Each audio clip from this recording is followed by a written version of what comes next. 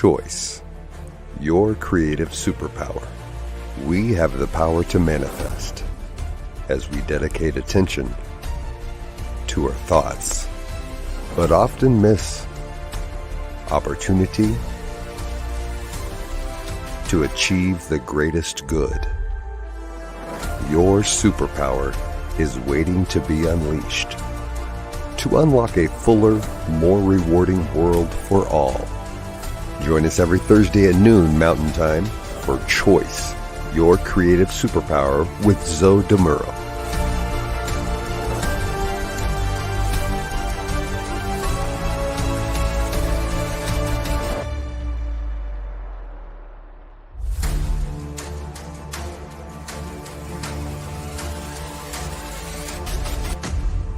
And now, here's Zoe. Hello, folks. My name is Zoe MURO, and I am honored to be your host for Choice, Your Creative Superpower. If you're coming back, it's good to see you again.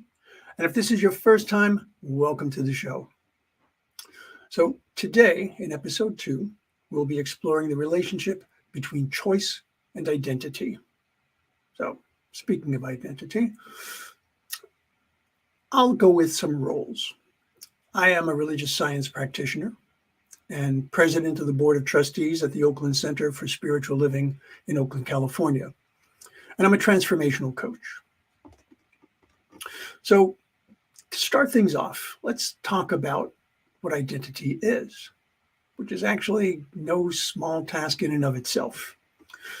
We can go with the dictionary definition, be something along these lines.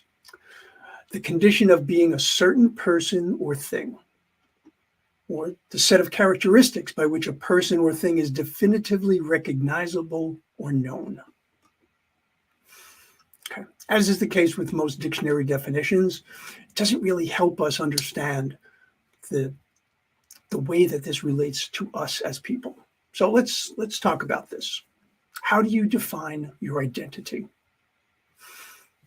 Maybe it's your name. An answer to the question, who is this? Your name might be absolutely sufficient to identify you. But that's a far cry from the question, who are you? That's one we're going to come back to later. But let's talk about names for a bit. Certainly at times, that's all we need to identify ourselves. You know, back in the old days of dial telephones, when you called someone, that was pretty much the first thing you did after they said hello. You said, hi, this is Zoe. Of course, nowadays, that might very well be done for you by technology through caller IDs and contact lists. But your name alone only works to identify you to people who know you by name or know of you by name. Let's assume they don't.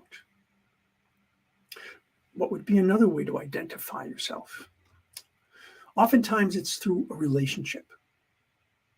So a relationship, let's say to a person. Hi, I'm Ann's brother, or an organization. Hi, I'm Zoe MURO. I'm from the Oakland Center for Spiritual Living, or a cause. Hi, I'm with the committee to re-elect so-and-so. Folks, don't re-elect so-and-so. Select somebody good. Well, we actually choose which way to identify ourselves based on a role or on circumstances or a desire sometimes to be viewed in a particular light. So I might say, hi, this is Zoe MURO. I'm the president of the board of trustees because I feel that might hold more sway with some people. Or I might say, I'm the owner of the Snooze Comfy Motor Lodge. Okay, I'm not. Believe me, I'm not.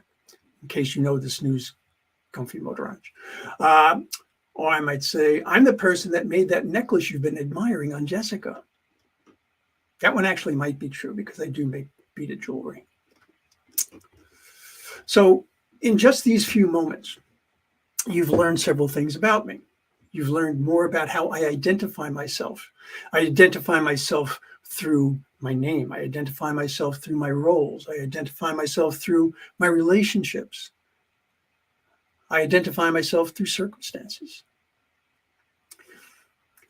How we choose to identify ourselves may well be based on specific circumstances that we find to be advantageous or disadvantageous.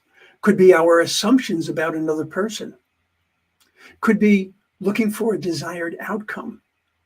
So many different possibilities, and many of them are actually influenced by who we have chosen to believe the other person to be. In fact, I want to turn this around and look at it from the other person's side, because they make choices about who we are as well. So, for example, if I'm talking to the person who admired the jewelry, they might choose to think of me as being creative or interesting.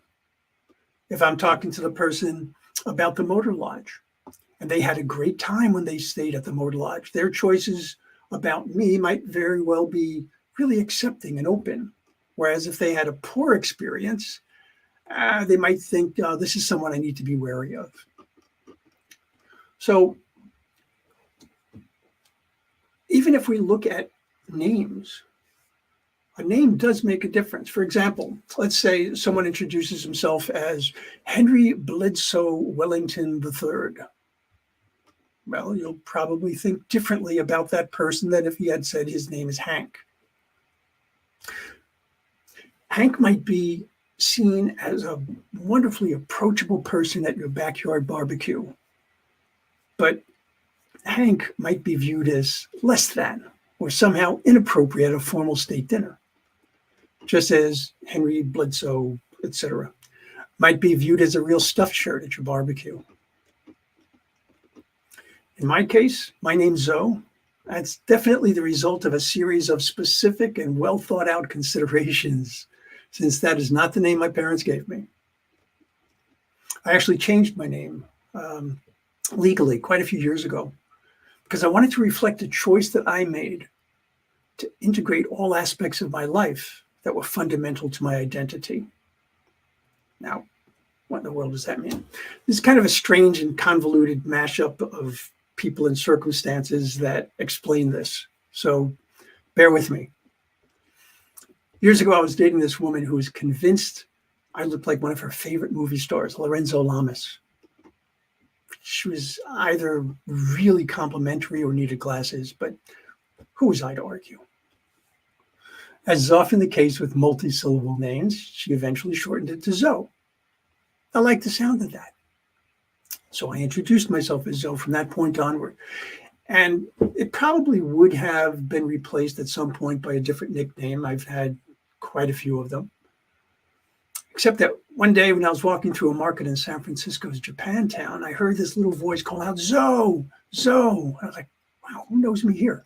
I turned around to see this little guy pulling on his mom's arm, and he was pointing at this picture of an elephant on an appliance. And the brand name was Zojirushi.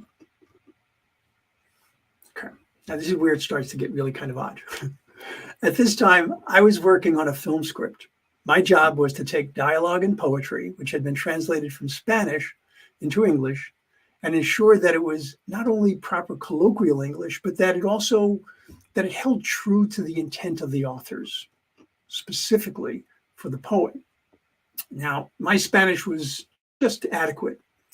So I spent a lot of time reading Spanish language dictionaries because I wanted to understand the nuance of the original Spanish words to get the best English word. So there I was, surrounded by all these dictionaries at the library. I don't know how many of them I had out. And I decided to look up Zojirushi. So I grabbed a Japanese dictionary. And it turns out, actually it was a Japanese to English dictionary in this case. Turns out that it translates to being elephant mark or elephant sign. So Zoe meant elephant. Now, just happened to be I had recently been given a book about totem animals. And I had identified the elephant as my totem animal because it has really strong familial ties. Its physical strength is coupled with a gentleness and a nurturing and protective nature, all qualities that I admired. Hence was my totem. Now the final piece falls into place. I was given a storybook about elephants, And I found the story of the blind men who came across an elephant and tried to understand what this being was by experiencing different aspects of it. So by touching its ear, they thought it was like a palm leaf. Touching its leg, they thought it was like a tree. Its trunk was like a snake. Its tusk like a spear. But obviously, none of these characteristics could come close to defining what this creature was. So here I was. I was known by some people as an editor, or a poet, or an artist, or a corporate techie, or a teacher, or a dad, but no one had the complete picture of who I was. So I decided that unlike the elephant, I had the ability to fully express myself, to show who I was, and how all these different aspects made up my identity. I could choose how I presented myself to the world. So I created a covenant with myself, and I suppose with the universe. I legally changed my name to Zoe so that I would always have that reminder of the values which have such a profound effect on the choices I make. More than simply finding a cool name, it became a catalyst for change that went far beyond an identifier. These days, to know me is to know a person who endeavors to bring all of who he is to every situation, to every enterprise. If someone has no idea what your name is, they still might have what they believe to be indicators of your identity. Could be the relationships you've formed and nurtured. Could be statements you've made. Could be your political affiliation, your spiritual beliefs. Or it could be based on factors you did not specifically choose at all and over which you really have no control. Your height, your race, your socioeconomic class, your gender by birth. You may even choose to hide or downplay aspects of your own identity. For example, if you're going to see a football match in Manchester, you might want to hold off showing the all-red kit of Liverpool until you're seated with your fellows. Okay, now for those of you who are not into football, soccer, if you're a Dodgers fan and you're coming up here to the Bay Area, hanging out with Giants, keep the blue quiet for a bit. Right? Your choice, though.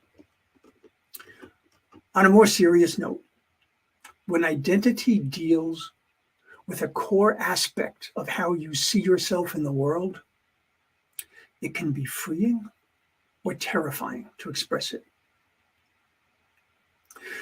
One of the things that I hope is very clear to one and all is that choice is and should be a very personal decision. Our choices so significantly affect our experience of life. So what could be more personal than our identity? Now, having said that, there are definitely times when our ability to make a personal choice can become exceedingly difficult. Now, we just ended Pride Month in many parts of the world.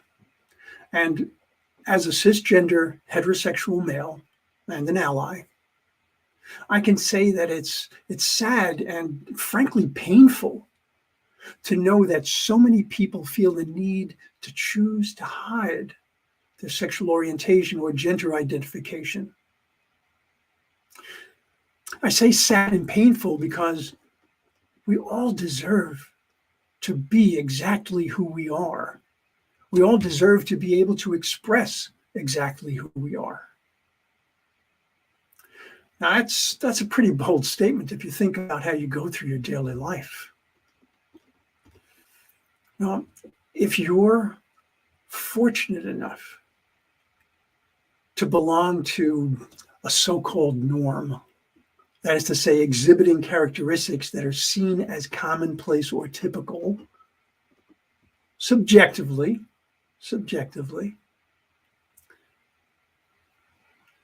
you actually deal with significantly less identity-related stress. But if you should find yourself in a different setting, a different community, a different part of the world, and so on, the norm can shift. And with it, so goes your comfort. It's a situation I faced a number of years ago. Small example of this. I used to live on the outskirts of a very sketchy part of this one town a number of years ago. It's a place that had very high crime rate, a lot of drugs, and a lot of violence. At that time, the job that I had required that I wear a suit and tie. And I knew from unfortunate experience that dressed that way, walking through that neighborhood, I could be seen as a target because I clearly didn't belong. So I chose to be sure to make sure that I would always change into a style of dress that would let me blend in. I'd be less visible in essence to avoid being targeted. Clothes I wore were the clothes I liked, but they were still camouflage in effect because I chose to hide an aspect of my identity to make things easier. Now, if that concept sounds familiar to you, I'm sorry, truly. Especially if we're talking about a core aspect of your identity. Changing clothing that's nothing, that's simple. But when we're talking about core elements of your identity that deal with one's race, one's culture, one's religious or spiritual affiliation, one's sexual preference or gender identity, now we're talking about a dissonance that can lead to extremes as intense as depression and, unfortunately, even death. What a tremendous injustice. What a tremendous injustice to have other people's choices, to have your choices rather about your personal identity subjugated by the choice of others, labeling you as wrong or unnatural in some way. We have a responsibility to ourselves to align with our truth, to align with our true self. There's a lot of work that goes into that at times. And choice is something that becomes very complex when we look at these influences. For example, if you belong to a particular religious group or a political group, there might very well be values and beliefs that have shaped those groups, are indicative of those groups. And so choosing to belong to them, to identify yourself as a member of that group, is effectively choosing their perspectives, their values, their preferences, and possibly even their biases. So bias is an interesting word. We tend to think of it as a negative quality of perhaps the unenlightened. But the reality of it is all choice reflects, at the very least, preference. And quite honestly, it can be a slippery slope from preference to bias. There's even bias that presumes positive characteristics. It's called the halo effect, whereby if you feel positively towards a person or a group or a movement, you tend to believe whatever is good and feel distrustful or dismissive of whatever is negative. In fact, the more strongly you identify yourself with a particular affiliation, you might actually make fewer choices and simply go with the group consensus because that affiliation becomes integral to your identity.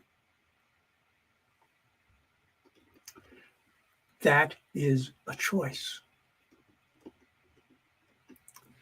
requires discernment. It requires your ensuring yourself that you are living according to your values.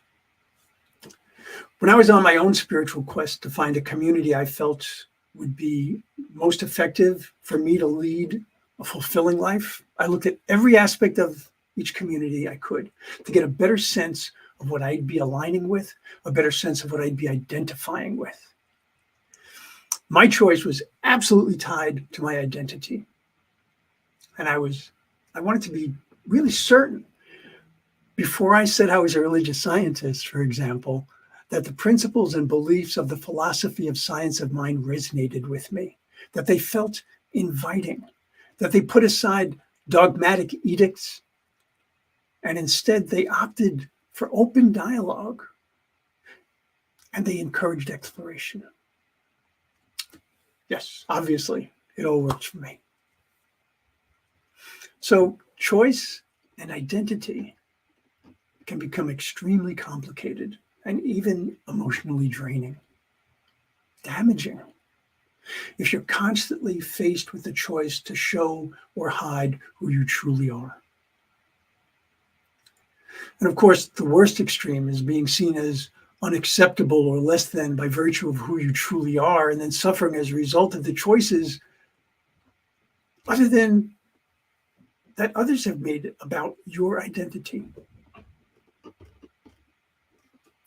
I believe that as we learn more and more about ourselves, we desire all the more to be known for who we are. But that desire may very well be tempered by concerns for rejection and even safety. And so we choose how we are willing to let the world see us. There's also people who become overly concerned with how the world sees them, what their reputation or legacy might be. Should they become too fixated on how others view them, the choices they make about their identity can have a profound effect on their life as they struggle to maintain the persona they've chosen. It's also important to recognize, however, that identity continues to evolve over the course of a person's life, which makes considering that we are hopefully constantly changing, constantly growing, constantly working towards being the person we truly are. Okay. Dr. Shahram Heshmat wrote this about the basics of identity. He said, the ultimate goal for individuals is to develop and nurture those choices that are consistent with their true self. To deny the true self is to deny the best within us.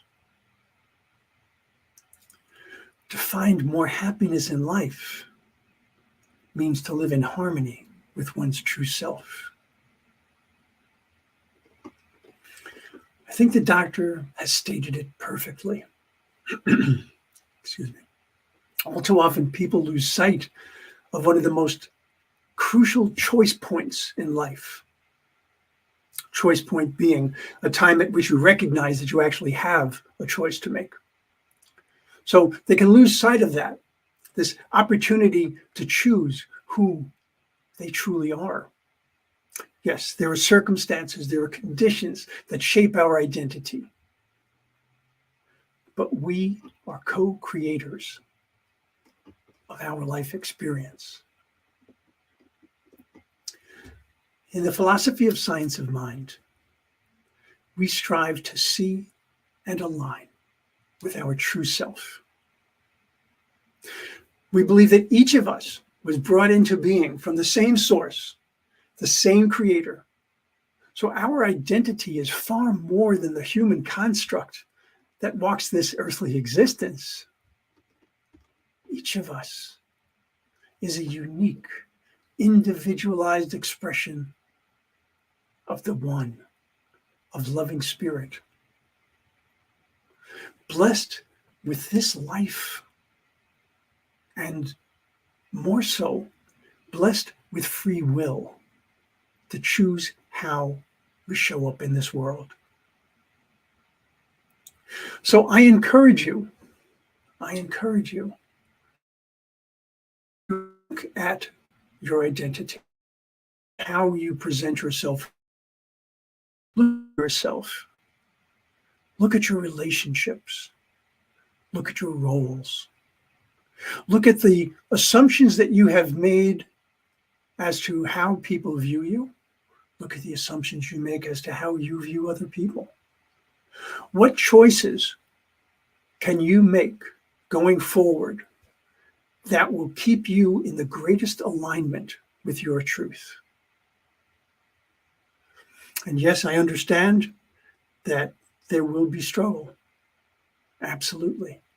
But this is one of the things that we are doing here at the New Thought Media Network. We are looking to provide encouragement, education. We want people to understand more and more about who they are and their place in this world. The more that we can be truly ourselves, the more that we can understand our identity, the more that we can choose to show up in this world, to do and to be who we truly are, the greater the possibility that we can indeed create a world that works for everyone. Nothing that is true, truly good in one person's life can be anything other than good in everyone's life. So I encourage you to spend time looking around the New Thought Media Network. We have so much going on here. This is a global enterprise, folks. We provide prayer several times a day. We provide meditation, contemplation, information, so much more. So, for example, today, 1 o'clock, Mountain Time, I want you to check out Finding the Joy in the Journey with practitioner and very nearly minister, now that she's finished her exams, the exceptional Gina Calvario Krupka. Joy in the journey, just spectacular. So I want to thank you for spending this time with me. And I want you to really enjoy the process of making wise choices. So until we meet again, I want to say much love and many blessings, and be who you are. Thank you so much. On behalf of everyone at New Thought Media Network, thank you for being a member of our virtual family. Your financial contributions help share the New Thought message with people from around the world. Please visit and contribute at www.ntmedia.org/donate. New Thought Media Network, come be you. And please like, share, and subscribe. Until next time, peace and blessings.